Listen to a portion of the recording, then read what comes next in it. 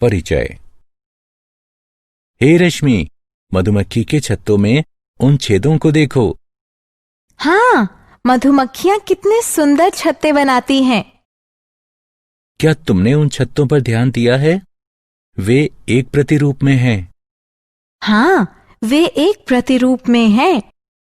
प्रकृति में हम बहुत सी चीजों में प्रतिरूप प्राप्त कर सकते हैं। चीजें जैसे? जैसे पाइन कोन। वाह, मैंने पहले कभी इस प्रतिरूप पर ध्यान नहीं दिया था। हमारे गणित के अध्यापक ने हमें इनमें से एक प्रतिरूप के बारे में पढ़ाया था, जो उत्तरोत्तर पद अपने से पहले के पदों में एक निश्चित संख्या जोड़ने से प्राप्त होते हैं। ये मजेदार है। मैं भी ऐसे प्रतिरूपों के बारे में जानना चाहती हूँ। ठीक है, तो आओ मैं तुम्हें इसके बारे में विस्तार से बताता हूं। उद्देश्य। इस पाठ के अंत में आप निम्न करने में सक्षम हो जाएंगे: समांतर श्रेणी की व्याख्या करना, पदों और सार्वअंतर को परिभाषित करना, समांतर श्रेणी का व्यापक रूप लिखना, समांतर श्रेणी का nवां पद ज्ञात करना, दी गई समांतर श्रेणी के प्रथम n पदों का योग ज्ञात करना, समांतर श्रेणी से संबंधित उदाहरणों को हल करना।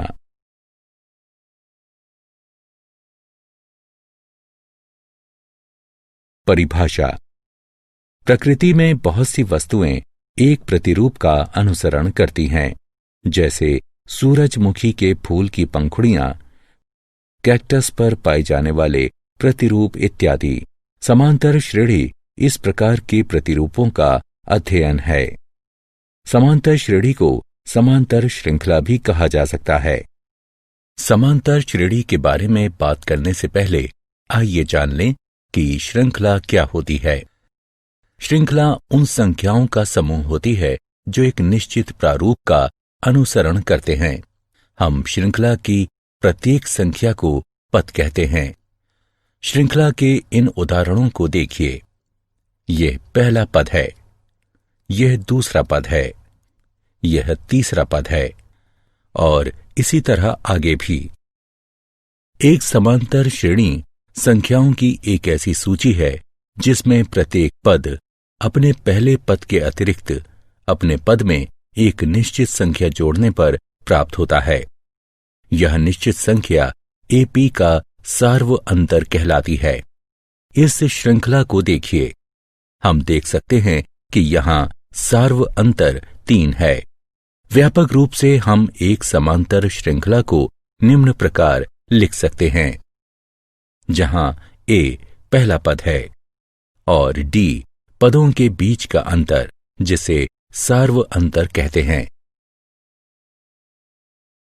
इस उदाहरण को देखो। हम देख सकते हैं कि इस श्रृंखला में प्रत्येक पद में 3 का अंतर है, अतः 1 बराबर 1 यानी पहला पद, और D बराबर 3 यानी पदों के बीच सार्वअंतर। A और D के प्रयोग से श्रृंखला का निर्माण करें। हम जानते हैं कि AP A जमा D, A जमा 2D, A जमा 3D आदि है। A और D का मान रखने पर हमें प्राप्त होता है 1 जमा 3, 1 जमा 2 गुणा 3, 1 जमा 3 गुणा 3 आदि, जिससे श्रृंखला 1, 4, 7, 10 आदि प्राप्त होती है। समांतर श्रेणियां 2 प्रकार की होती हैं: परिमित समांतर श्रेणियां और अपरिमित समांतर श्रेणियां। वह समांतर श्रेणी जिसमें पदों की संख्या परिमित होती है या जिसमें एक अंतिम पद होता है, उसे परिमित समांतर श्रेणी कहते हैं। और समांतर श्रेणी जिसमें पदों की संख्या अपरिमित होती है या जिसमें कोई अंतिम पद नहीं होता, उसे अपरिमित समांतर श्रेणी कहते हैं। यहां अपरिमित समांतर श्रेणियों के कुछ उदाहरण हैं। अब इस श्रृंखला को देखिए। क्या आप सार्व अंतर बता सकते हैं? हाँ, आप सही हैं। इसका सार्व अंतर ऋण 3 है। सामान्यतः एक AP, A1, A2 आदि के लिए हमारे पास एक D बराबर AK जमा 1 ऋण AK होता है, जहां AK जमा 1 और AK क्रमशः K जमा 1वां और Kवां पद होते हैं।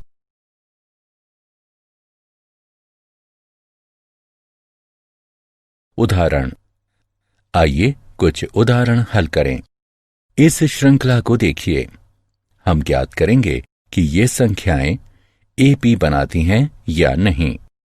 यहां A1 ऋण 3 है, A2 ऋण 3 है, A3 ऋण 3 है, इत्यादि। आइए A2 ऋण A1 ज्ञात करें, जो कि 3 ऋण 3 के बराबर है, जो कि 3 जमा 3 बराबर 6 के है। साथ ही A3 ऋण A2 बराबर ऋण 3 बराबर ऋण 6 है। इसी तरह A2 ऋण A1 A3 ऋण A2 के बराबर नहीं है। दी गई श्रृंखला समांतर श्रेणी नहीं है।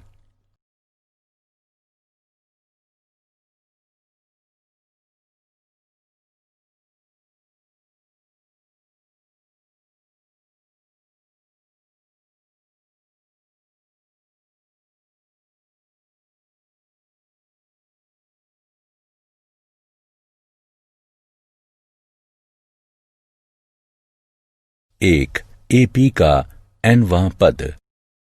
यदि एक समांतर श्रेणी का पहला पद A1 है और उत्तरोत्तर पदों का सार्व अंतर D है, तो श्रृंखला का nवां पद निम्नलिखित होगा। हम जानते हैं कि इसे AP का व्यापक पद AN कहते हैं। यदि AP में M पद हैं, तो AM अंतिम पद को निरूपित करता है, जिसे कई बार L से भी निरूपित करते हैं। आइए अब nवां पद के सूत्र के प्रयोग से दी गई AP का 8वां पद ज्ञात करें। यहां A बराबर 2, D बराबर 7, घटा 2 बराबर 5 और N बराबर 8 है। हम जानते हैं कि AN बराबर A जमा N घटा 1 D। अतः A8 बराबर 2 जमा 8 ऋण 1 गुणा 5 बराबर 2 जमा 35 बराबर 37। अतः दी गई AP का 8वां पद 37 है।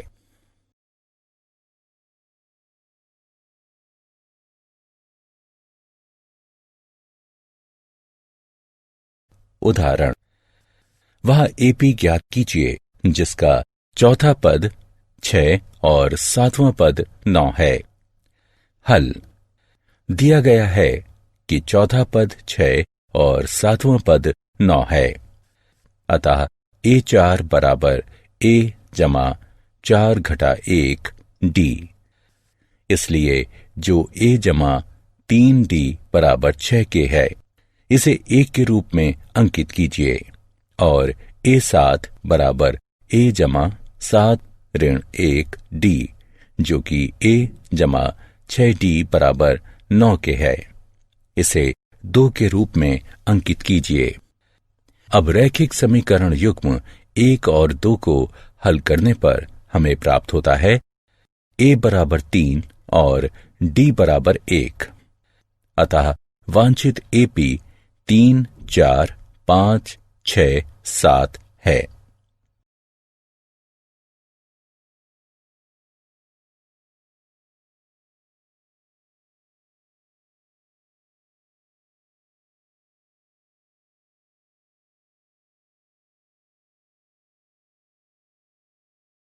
AP के प्रथम n पदों का योग। हम जानते हैं कि AP का nवां पद AN बराबर A1 जमा N ऋण 1 D होता है। मान लीजिए कि एपी के प्रथम n पदों का योग s है, अतः हमारे पास है s बराबर a जमा a जमा d जमा a जमा 2d जमा इत्यादि जमा a जमा n ऋण 1 d।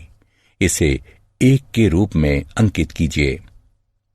अब हम इन पदों को उल्टे क्रम में लिखेंगे, अतः हमें प्राप्त हुआ s बराबर a जमा n ऋण 1 d जमा a जमा n ऋण 2 d जमा इत्यादि जमा a जमा d जमा a।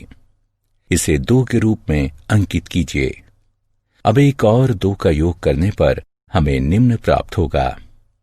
ये एपी के प्रथम n पदों का योग है।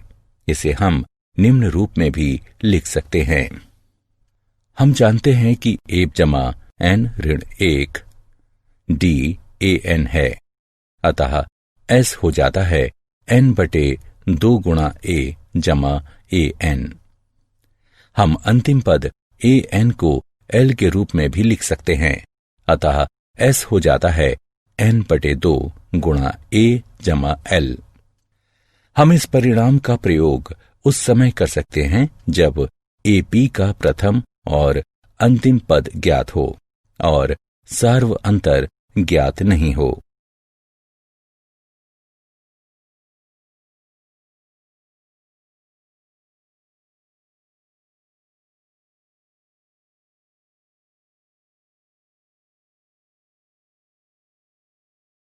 उदाहरण AP बराबर 2, 4, 6 इत्यादि के प्रथम 40 पदों का योग ज्ञात कीजिए। हम देख सकते हैं कि दी गई श्रेणी AP है, जिसका प्रथम पद a बराबर 2 और सार्व अंतर d बराबर 2 है। हमें प्रथम 40 पदों का योग ज्ञात करना है, अतः n बराबर 40।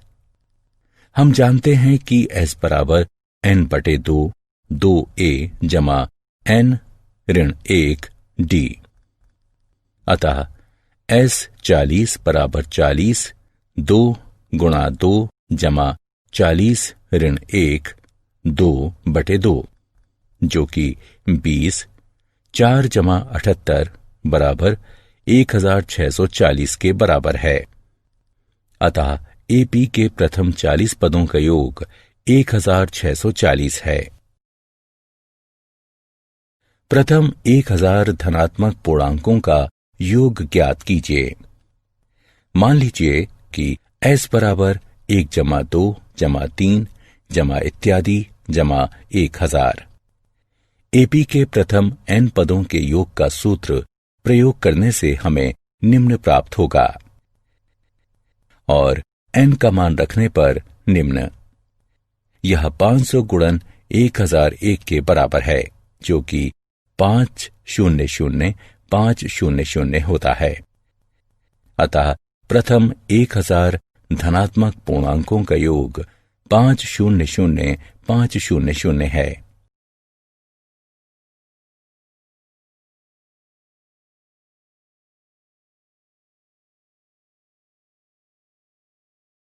प्रथम n धनात्मक पूर्णांकों का योग ज्ञात कीजिए।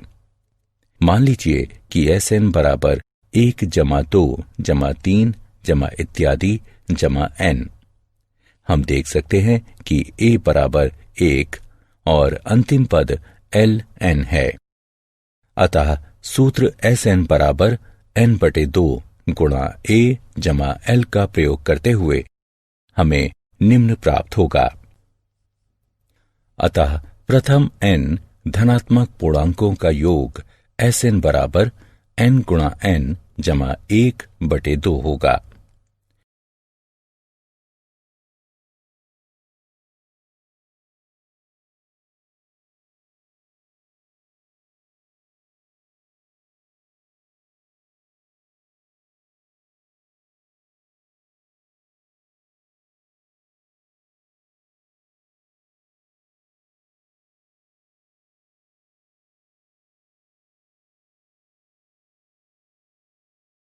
उस एपी के प्रथम 19 पदों का योग ज्ञात कीजिए जिसका nवां पद 2n जमा 1 है। क्योंकि nवां पद 2n जमा 1 है, अतः प्रथम पद बराबर 2, 1 जमा 1 बराबर 3, द्वितीय पद बराबर 2, 2 जमा 1 बराबर 5 आदि, और 19वां पद बराबर 2, 19 जमा 1 बराबर 39। अतः संख्याओं की सूची जो हमें प्राप्त होती है 3, 5, 7 इत्यादि 39। अब S19 ज्ञात करना है। हमारे पास है n बराबर 19, a बराबर 3 और l बराबर 19। अतः S19 बराबर 19/2 गुणा 3 जमा 39 है। यहाँ 19/2 गुणा 42 के बराबर है।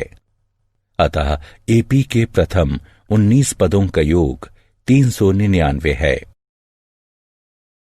क्या आप जानते हैं एपी का nवां पद उसके प्रथम n पदों के योग और प्रथम n-1 पदों के योग का अंतर होता है, यानी an बराबर sn ऋण sn ऋण 1।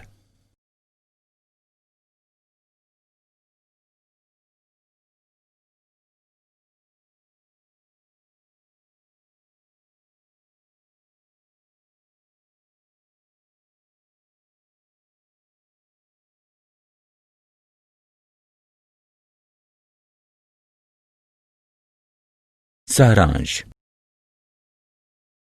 आइए हमने जो कुछ सीखा है उसे संक्षेप में दोहराएं। एक समांतर श्रेणी संख्याओं की एक ऐसी सूची है जिसमें प्रत्येक पद अपने पहले पद के अतिरिक्त अपने पद में एक निश्चित संख्या जोड़ने पर प्राप्त होता है। निश्चित संख्या d को सार्व अंतर कहते हैं। एपी का व्यापक रूप a जमा d, a जमा 2d, a जमा 3d आदि होता है।